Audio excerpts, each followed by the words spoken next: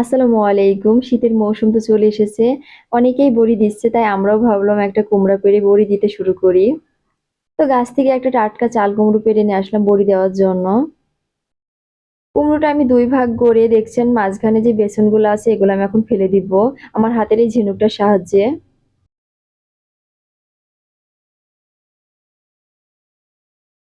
এদিকে কুমড়োটা পরিষ্কার করতে করতে ডালটাও কিন্তু ধোয়া শুরু হয়ে গেছে। আর এই মাসকালের ডালটা ধোয়াও কিন্তু একটু কষ্টের, অনেকটা সময় লাগে। এদিকে আমার কুমড়োটা অনেক সুন্দর পরিষ্কার করা হয়ে গেছে, এখন আমি সুন্দর করে কুড়িয়ে নিলাম।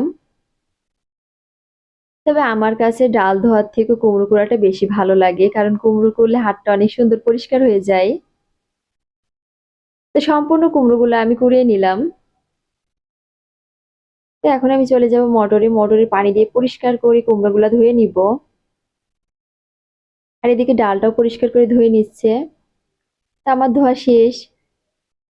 আমার ছোট আপুকে কুমড়োর ঠোসটা দিয়ে গাড়ি বানিয়ে দিলাম, ও অনেকক্ষণ ধরে বলছিল। ও এটা পেয়ে অনেক খুশি হয়েছে। আমরাও ছোটবেলায় অনেক খেলতাম এটা দিয়ে। সকাল সকাল ঘুম থেকে উঠেই দেখি কুমড়ো আর ডালটা বাটা শুরু হয়ে গেছে, তো আমিও বসে পড়লাম বাটতে। আর এখানে কষ্টটা একটু বেশি হলেও কিন্তু শিলপাটায় বাটা বড়িটা বেশি মজা লাগে খেতে। তাই আমরা বেশিরভাগ সময় শিলপাটায় বেটে বড়ি দেওয়ার চেষ্টা করি। তো বাটাবাটির কাজ শেষ, এখন আমরা হালকা করে পানি দিয়ে ভালো করে ছেনে নিব। আর এই হাতে বাটা কুমড়ো কিন্তু অনেকক্ষণ ধরে ছানা লাগে। আর হ্যাঁ, আমি আগে থেকে কিছু পেঁয়াজ কুচি করে ধুয়ে রাখছি।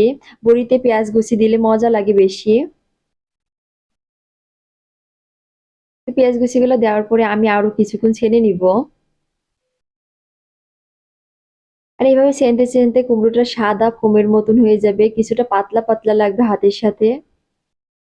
তো এখন আমি একটু পানির ভিতর দিয়ে দেখবো যে বড়ি দেওয়ার মতো হয়েছে কিনা।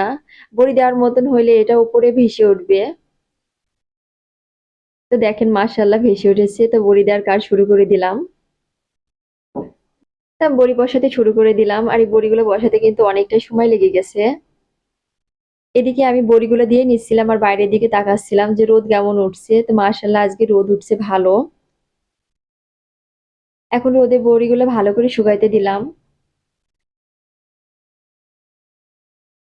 তো আমাদের কুমড়োর বড়ি দেওয়া কেমন লাগলো সবাই কমেন্ট করে জানাবেন। সবাই ভালো থাকবেন, আল্লাহ হাফেজ।